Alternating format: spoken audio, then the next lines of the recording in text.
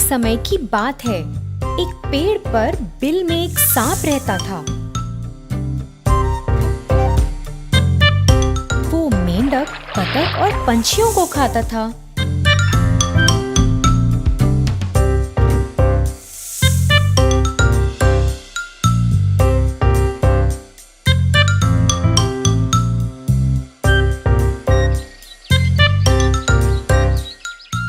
वो दिन में सोता और रात में शिकार करता था। कुछ दिन बाद वो सांप बड़ा हो गया और उस बिल में ना घुस पाया। तो उसने सोचा कि अब वो अपना ठिकाना बदलेगा। अपने नए घर की तलाश करते हुए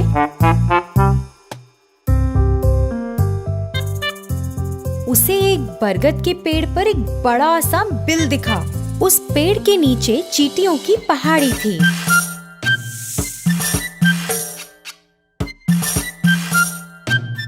सांप पेड़ के पास आया और बोला, अब से इस पेड़ पर मैं रहूंगा। तुम सबको इस जगह से तुरंत जाना पड़ेगा। उस पेड़ के आसपास रहने वाले सभी जानवर और पंछी बहुत डर गए थे, मगर चींटियों को कुछ फर्क नहीं पड़ा था। वो पहाड़ी उन्होंने बहुत मेहनत से बनाई थी। सभी चींटियां एकजुट होकर आगे बढ़ी और उस सांप को चारों तरफ से घेर लिया और उसे काटने लगी। सांप को बहुत दर्द हुआ और चिल्लाता हुआ वहां से भाग गया। उसके बाद वो वहां कभी वापस नहीं आया। फिर तभी से सारे जानवर और पंछी वहां खुशी से रहने लगे। धन्यवाद बच्चों। एक बार एक जंगल में काया नाम का एक सांप रहता था। वह अब भोजन के लिए मेंढकों को पकड़ने के लिए बहुत बूढ़ा हो गया था। तो काया ने सोचा, अब मैं शिकार करने के लिए बहुत बूढ़ा हो गया हूँ और अगर मुझे कोई भोजन नहीं मिला तो मैं जल्द ही कमजोरी से मर जाऊंगा। मुझे इस समस्या का हल सोचना होगा। अचानक उसे एक शानदार विचार आया। उसके भोजन को पकड़ने का एक आसान तरीका था और जल्द ही वो एक पहाड़ के नीचे के एक तालाब में पहुंच गया। वह जानता था कि यहाँ कई मेंढक होंगे। योजना के अनुसार वह तालाब के पास लेट गया, जैसे उसे शिकार करने की कोई परवाह नहीं है। एक एक करके सभी मेंढकों ने उसे देखना शुरू कर दिया। उसने तालाब के किनारे आराम करने का नाटक करते हुए ऐसा जताया जैसे उसका शिकार करने का कोई इरादा नहीं है। नदी के तट पर उसे देखते ही मेंढक भागने लगे, लेकिन जैसे कि वो शिकार नहीं कर रहा था, वे धीरे धीरे उस जगह के आसपास इकट्ठा होने लगे जहाँ सांप लेटा हुआ था। एक मेंढक ने उससे कहा, हे दोस्त, आज तुम शिकार क्यों नहीं कर रहे? क्या वो तुम्हारी वृत्ति और व्यवहार का हिस्सा नहीं है? तब सांप ने नाटक करना शुरू किया और जवाब दिया, अब मुझे भोजन की कोई इच्छा नहीं है, क्योंकि मैं एक अशुभ व्यक्ति हूँ। कल रात मैं भोजन की तलाश में इधर उधर जा रहा था तो मुझे कुछ नहीं मिला, इसीलिए मैंने पंडित के पुत्र को निराशा में डस लिया। पंडित को इतना गुस्सा आया कि उसने मुझे श्राप दे दिया कि अब से मैं किसी भी मेंढक का शिकार नहीं कर पाऊंगा और मुझे मेंढकों की सेवा करनी होगी। इसलिए अब से मैं अपने जीवन में केवल वही कर रहा हूँ जो मेंढकों को प्रसन्न करता हो। तो इसलिए मैं यहाँ हूँ तुम सबकी सेवा में। मैं अपनी पीठ पर एक सवारी भी दे सकता हूँ, जो कोई भी मेंढक चाहता हो। ऐसी विचित्र कहानी सुनकर मेंढक आश्चर्यचकित हो गए और ये समाचार मेंढकों के राजाओं तक पहुंच गया। जब उन्होंने ये समाचार सुना तो उन्होंने अपने मंत्रियों के साथ सांप से संपर्क किया। राजा ने उससे पूछा कि क्या समाचार वास्तव में सच है। सांप ने राजा को हौसला दिलाया कि उसका इरादा गलत नहीं है और उसे अपनी कहानी बताई। इसलिए उसका परीक्षण करने के लिए राजा ने पहले सांप की पीठ पर सवारी करने का फैसला किया। जैसे ही राजा सांप की पीठ पर बैठा, उसने राजा को तालाब के चारों ओर बहुत सावधानी से घुमाया। राजा बहुत खुश था और उसे बहुत मजा आया। ऐसे घूमना तो फुदकने से बहुत बेहतर है। सभी मंत्री और अन्य मेंढक भी एक एक करके सांप की पीठ पर सवार हो गए और वे भी बहुत खुश थे। सांप ने अपना काम सावधानी से किया और रेंगने के कई तरीकों को प्रस्तुत करके खुद को एक अच्छा सवार साबित किया। सभी मेंढक और विशेष रूप में मेंढक का राजा बहुत संतुष्ट थे और घर लौटने के समय सभी सांप की ही चर्चा कर रहे थे। सांप को खुशी हुई कि वह अपनी योजना में सफल हो गया है। अगली सुबह उसने बहुत कमजोर और बीमार होने का नाटक किया, यहाँ तक कि वह इसे विश्वसनीय बनाने के लिए धीरे धीरे रेंगने लगा। दूसरी तरफ मेंढक के राजा पिछले दिन की तरह सांप की पीठ पर सवार होकर अपनी सुबह शुरू करने के लिए बहुत उत्सुक था। जैसे ही वह सांप के पास पहुँचा, उसे उसके स्वास्थ्य के बारे में पता चला। राजा ने उसके स्वास्थ्य के बारे में पूछा तो सांप ने उत्तर दिया, हे राजा, मैं आज बीमार हो गया हूँ। मैं अब रेंगने के लिए बहुत कमजोर हूँ। मैंने कई दिनों से कुछ भी नहीं खाया है, इसलिए आप सभी को सवारी देने के लिए मुझ में थोड़ी ताकत तो होनी चाहिए।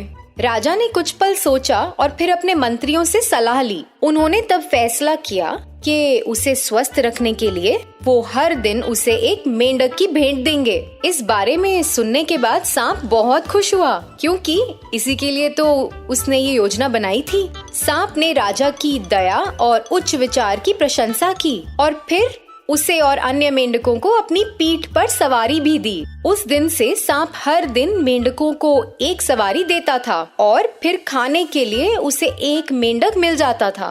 इस तरह कुछ दिनों में सांप ने बहुत ताकत हासिल की और बहुत स्वस्थ भी हो गया। दूसरी ओर मेंढकों की संख्या दिन ब दिन घटती जा रही थी और मेंढकों का राजा बहुत निराश था जब उसे ये एहसास हुआ कि मेंढक संख्या में कितने कम हो रहे हैं। मेंढक राजा अब भी इस सब के पीछे सांप के असली मकसद को नहीं समझ सका और दिन ब दिन असहाय होता गया। एक दिन एक बड़ा काला सांप तालाब के किनारे पहुंचा। जब उसने उत्साहित मेंढकों को खुशी में झूमते और उछलते और सांप की पीठ पर सवार हुए देखा, उसे बहुत आश्चर्य हुआ। फिर उसने बूढ़े सांप से पूछा कि ऐसे कैसे संभव है?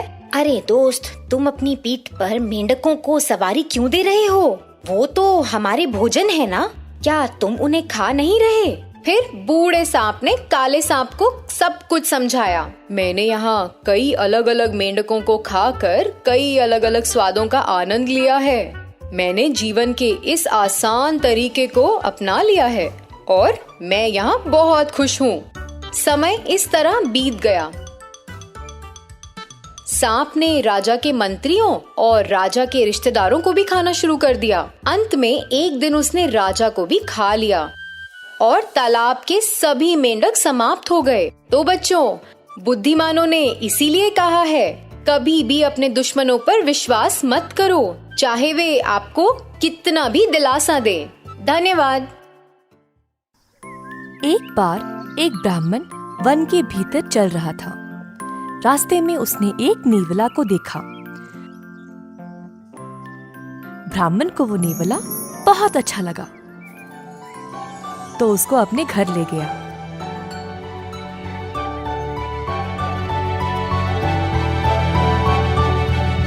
ब्राह्मण नेवला को अपने पत्नी के हाथ सौंपकर उसका अच्छे से ध्यान रखने को बोला।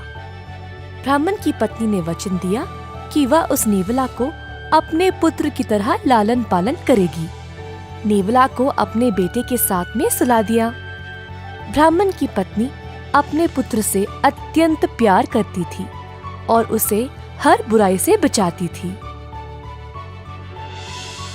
कुछ महीने गुजर गए और नेवला छोटे के साथ साथ बड़ा हो गया।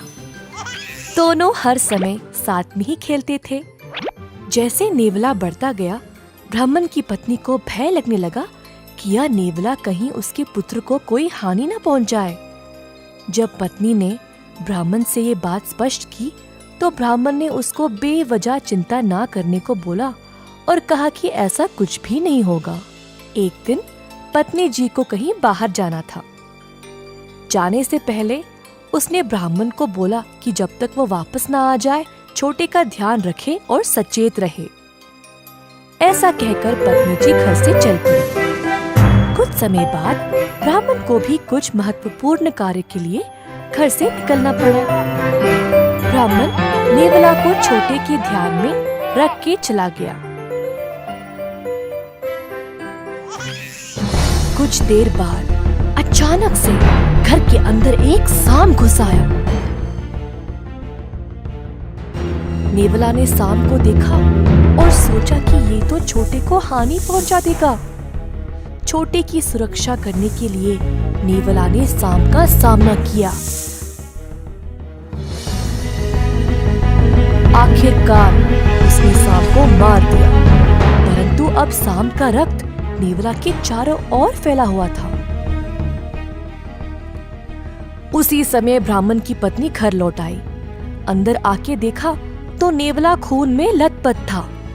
पत्नी जी को लगा कि नेवला ने छोटे को हानि पहुंचा दिया। गुस्से से भरी उसने गमला लिया और नेवला के सर पर फेंका, जिसके कारण नेवला की मृत्यु उसी समय हो गई। पत्नी जी जब दौड़ते हुए कमरे के अंदर आई तो अपने पुत्र को सही सलामत सोते हुए पाया।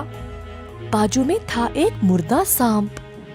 पत्नी जी को तुरंत समझ आया कि असलियत में हुआ क्या था और अपनी गलती पर बहुत पछतावा हुआ। एक बार की बात है, एक ब्राह्मण और उसकी पत्नी एक सुंदर से गांव में छोटे से घर में रहते थे। वे दोनों काफी दुखी थे क्योंकि उनकी कोई संतान नहीं थी।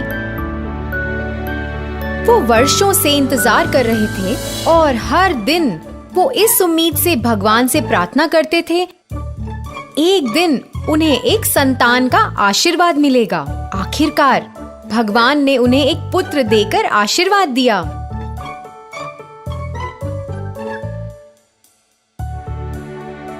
अंत में ब्राह्मण की पत्नी ने एक बच्चे को जन्म दिया, लेकिन सभी को आश्चर्य हुआ कि बच्चा एक सांप बनकर निकला है। हर कोई हैरान था। उन्होंने ब्राह्मण और उसकी पत्नी को सांप से जल्द छुटकारा पाने की सलाह दी और उसने ऐसा कभी नहीं सोचा कि उसका शिशु एक सांप है। उस दिन से पत्नी ने प्यार और देखभाल के साथ सांप को पाला। वो हर रात सांप के पास जाकर उसे सोने से पहले कहानियां सुनाया करती थी। जल्द ही सांप बड़ा हो गया। एक अवसर पर पड़ोस में एक शादी हुई थी। जैसे ही ब्राह्मण की पत्नी ने शादी समारोह देखा, वो अपने पुत्र सांप के बारे में सोचने लगी। वो भी चाहती थी कि उसकी शादी हो जाए, लेकिन सवाल उठता था कि कौन सी लड़की सांप से शादी करेगी। उसे तो रोकना असंभव था। उसे विश्वास था कि वो निश्चिंत रूप से अपने बेटे के लिए एक लड़की ढूंढ देगी। ब्राह्मण की पत्नी ने लंबी और कड़ी खोज की, लेकिन कोई भी लड़की उसके बेटे से शादी नहीं करना चाहती थी।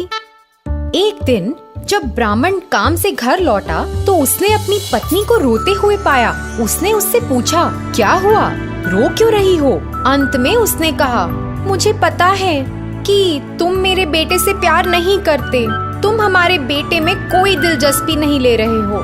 वो अब बड़ा हो गया है, लेकिन तुम्हें तो उसकी शादी करने का ख्याल ही नहीं है।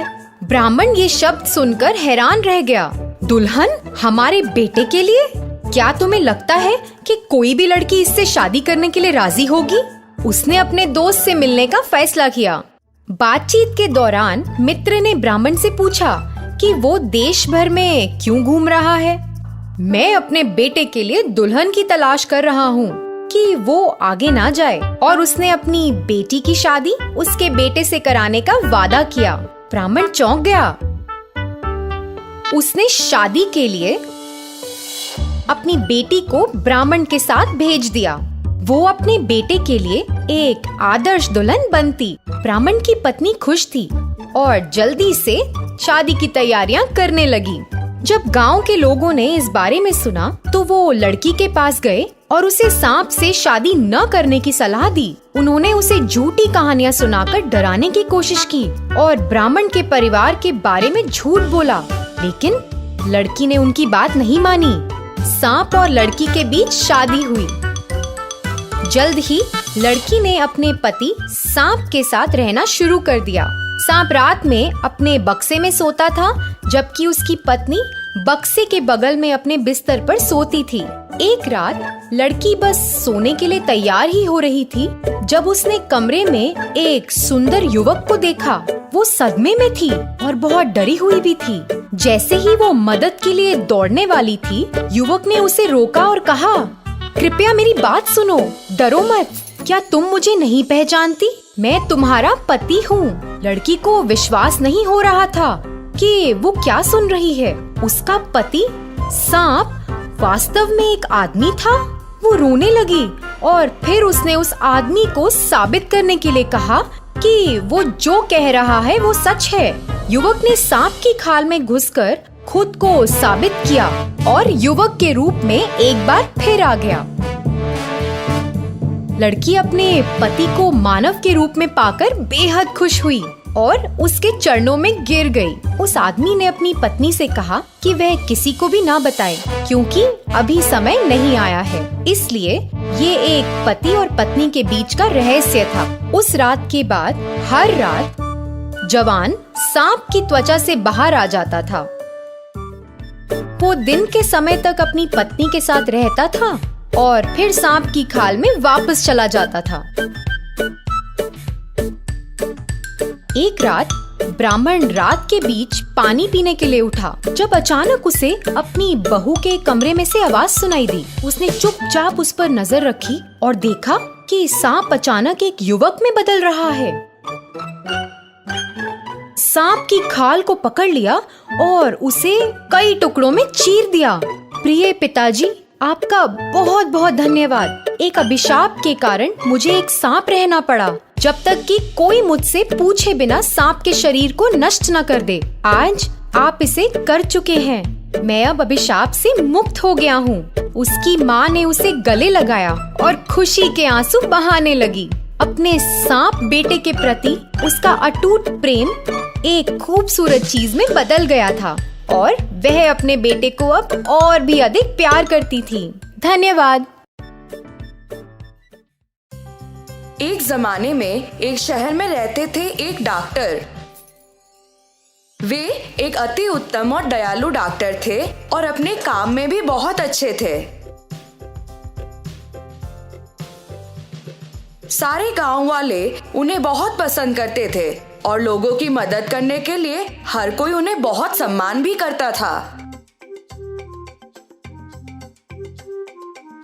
एक बार देर रात को बाहर बहुत तेज बारिश हो रही थी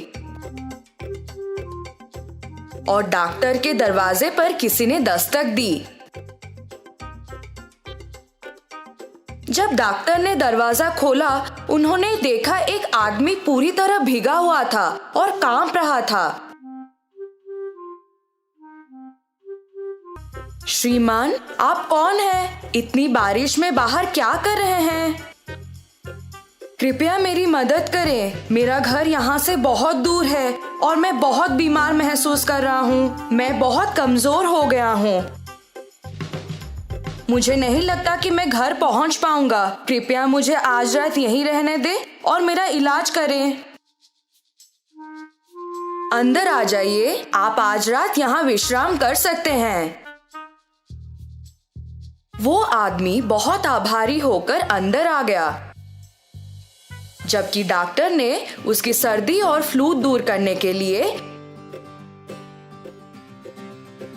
उसे कुछ दवाई दी। दूसरे दिन सुबह उस आदमी ने डॉक्टर से कहा कि वो गांव का एक सोनार है और उसे अगर किसी भी तरह की मदद चाहिए तो वो उसके पास आ सकता है।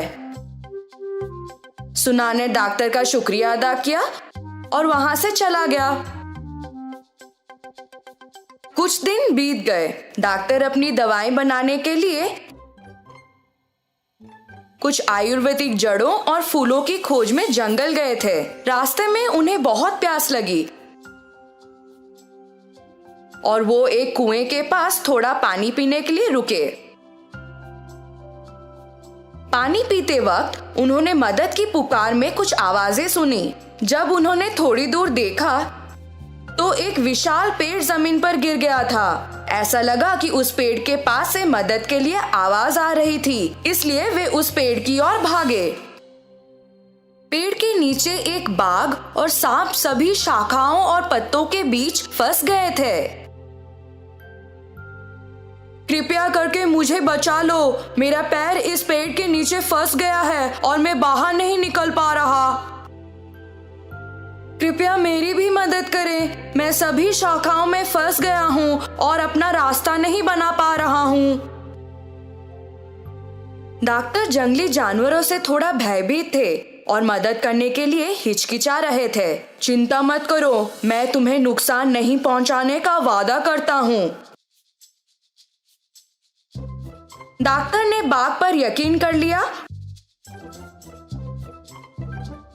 और पेड़ को उठा लिया। बाघ आजाद हो गया और डॉक्टर को उसकी मदद करने के लिए धन्यवाद कहा। यदि तुम्हें कभी किसी सहायता की जरूरत हो तो मुझे मदद के लिए पुकारना और मैं तुम्हें बचाने आ जाऊंगा। डॉक्टर ने बाघ को धन्यवाद कहा और सांप को बाहर निकालने लगे। जब सांप आजाद हो गया तो उसने भी डॉक्टर का शुक्रिया अदा किया और वही बोला, आपने मेरी जान बचाई है और मैं भी आपका एहसानमंद हूँ। यदि आपको कभी किसी सहायता की जरूरत हो तो मुझे बुलाएं और मैं आपकी मदद करने आ जाऊंगा। बाघ और सांप चले गए और डॉक्टर वापस घर आ गए। कुछ दिन बीत गए और डॉक्टर दवा बनाने के लिए जड़ों और जड़ी बूटियों को इकट्ठा करने के लिए फिर से जंगल गए। अचानक उन्होंने एक तेज आवाज सुनी और एक तेंदुए द्वारा हमला किए जाने वाले थे। डॉक्टर को कोई और भी शक्तिशाली प्राणी की जरूरत थी। उन्हें बाघ का वादा याद आया और उसे मदद के लिए पुकारने लगे, बाघ, बाघ बचाओ मुझे। बाघ ने डॉक्टर की पुकार सुनी और दौड़ते हुए उन्हें बचाने के लिए आया। उसने तेंदुए को डराकर वहां से भगा दिया।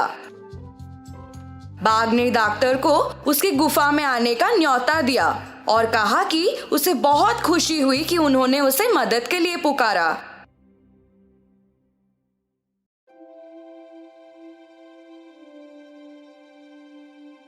उसने डॉक्टर को कुछ सोना भी दिया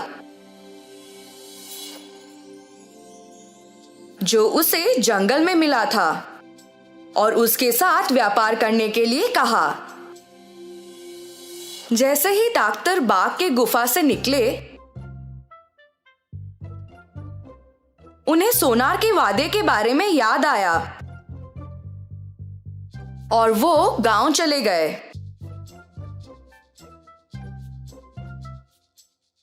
उन्होंने वो सोना उस सोनार को दिया और कहा कि बाघ ने उन्हें दिया है। उन्होंने सोनार से पूछा कि क्या वो सोने के बदले में उन्हें पैसे दे सकता है।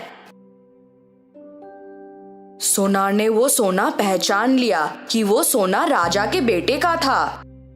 राजकुमार एक दिन शिकार करने निकले थे पर कभी वापस नहीं आए। सोनार को तब राजा की घोषणा याद आई, जो भी राजकुमार या सोना को खोज पाएगा या वापस ले आएगा उसे खजाने से पुरस्कृत किया जाएगा। सोनार ने डॉक्टर को इंतजार करने को कहा, यह बोलकर कि वो सोने का गुण परखना चाहता है। उसी दौरान वो दुष्ट सोनार अपने घर के पीछे वाले रास्ते से निकल गया और राजा के पास गया उन्हें वो सोना दिखाने के लिए। उसने राजा को बोला कि एक आदमी के पास ये सोना था और शायद उसी ने राजकुमार को मारा होगा। राजा को बहुत गुस्सा आ गया और उन्होंने तुरंत डॉक्टर को सजा दी। जैसे ही डॉक्टर को जेल में डाला गया, वे चिल्लाने लगे, मुझसे कोई भूल नहीं हुई है, वो सोना मुझे मेरे दोस्त बाघ ने दिया था। सोना झूठ बोल रहा है।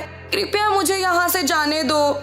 जब डॉक्टर जेल में कैद थे तब एक चूहा उनके पास आया और उनसे बोलने लगा, मैं तुम्हारी मदद करना चाहता हूँ, पर मैं ज्यादा कुछ नहीं कर सकता।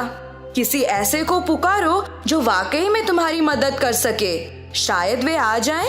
डॉक्टर को तब सांप के बारे में याद आया और वे उसको पुकारने लगे, ओ सांप, कृपया आकर मेरी मदद करो। जब सांप आया, उन दोनों ने पूरी घटना के बारे में बात की। तब सांप को एक विचार आया कि वो रानी को डस लेगा। क्योंकि मैं एक अपूर्व और जहरीला सांप हूँ, इसलिए कोई अन्य डॉक्टर मेरे काटने का इलाज नहीं कर सकता है। मैं जाकर रानी को काट लेता हूँ। उसके बाद आप उनकी सहायता करने का प्रस्ताव दें। ये बोलकर कि एक डॉक्टर के रूप में आपके पास अच्छे कौशल हैं। आप राजा के रक्षक तक पहुँच सकते हैं और कह सकते हैं कि आप रानी को बचा सकते हैं। योजना को अच्छी तरह से निष्पादित किया गया।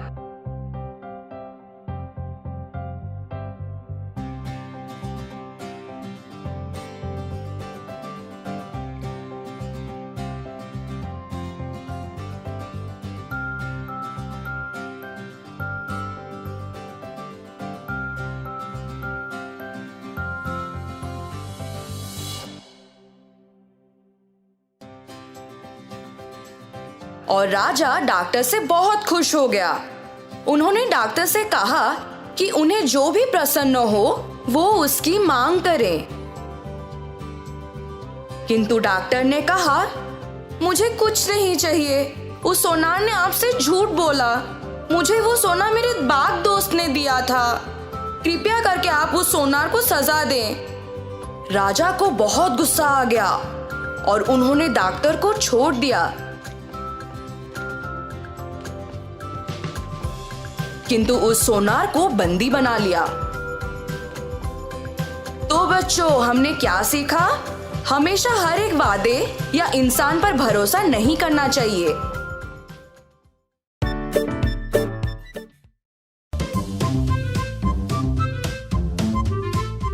एक बार एक जंगल में एक सपेरा इधर उधर भटक रहा था। वह अपने रस्मों रिवाजों और प्राचीन वस्तुओं के लिए एक सांप की खोज कर रहा था।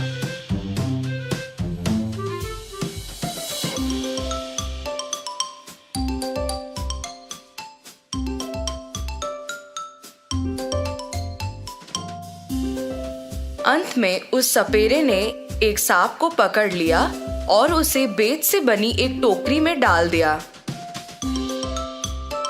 जैसे ही सपेरा थोड़ा आगे बढ़ा, उसे एहसास हुआ कि उसे सांप को खिलाने की जरूरत है। इसलिए उसने चूहा खोजना शुरू कर दिया। जल्द ही उसने एक बड़ा मोटा चूहा पकड़ा और उसे टोकरी में डाल दिया। टोकरी के अंदर सांप और चूहा एक तंग स्थिति में थे, जहां सांप चूहे को खाने वाला था। इस मूर्ख आदमी ने मुझे इस टोकरी में डाल दिया है। तुम ही हो जिसकी मुझे जरूरत थी। मैं तुम्हें अभी खा जाऊंगा। रुको, कृपया मेरी बात सुनो। मुझे छोड़ दो और मैं तुम्हें इस टोकरी से भागने में मदद करूंगा। मैं वचन देता हूँ। हम दोनों फिर आजाद हो सकते हैं। यदि तुम मुझे खा जाते हो तो यह आदमी तुम्हें कभी भी भागने नहीं देगा और अंत में तुम मर जाओगे। चूहे ने सांप को समझाने की कोशिश की, लेकिन सांप नहीं माना। तब चूहे ने सांप को कहा, अगर तुम मुझे अभी छोड़ देते हो तो मैं तुम्हारी जान बचा लूंगा और तुम टोकरी से बाहर निकलकर और भी बेहतरीन खाना खा सकते हो, जैसे छिपकली आदि। अंत में सांप सहमत हो गया और चूहे ने कहा कि वो सांप के सिर के ऊपर खड़ा होगा और एक मंत्र पढ़ेगा, जिससे दोनों बाहर निकल सकते हैं। लेकिन जब चूहा मंत्र पढ़ रहा होगा तो सांप को अपनी आंखें बंद करनी पड़ेंगी। इस वजह से चूहा सांप के सिर के ऊपर कूद गया और प्रार्थना करने लगा। मंत्र पढ़ने के कुछ पल बाद टोकरी में एक छेद बन गया और चूहा तेजी से सांप के सिर से कूदकर उस छेद से निकल गया। कुछ समय बाद सांप ने अपनी आंखें खोली और छेद से फिसल गया। वो वैसे ही आजाद हो गया जैसे चूहे ने वादा किया था। लेकिन अब सांप भूखा था और उसने टोकरी से भागने वाले चूहे को खाने का फैसला किया। सांप इधर उधर रेंगने लगा और चूहे को पुकारने लगा, ओ रे मेरे दोस्त, मुझे बचाने और अपना वादा निभाने के लिए मैं आपका धन्यवाद करना चाहता हूँ। मुझसे मिले ताकि मैं अपना आभार प्रकट कर सकूं।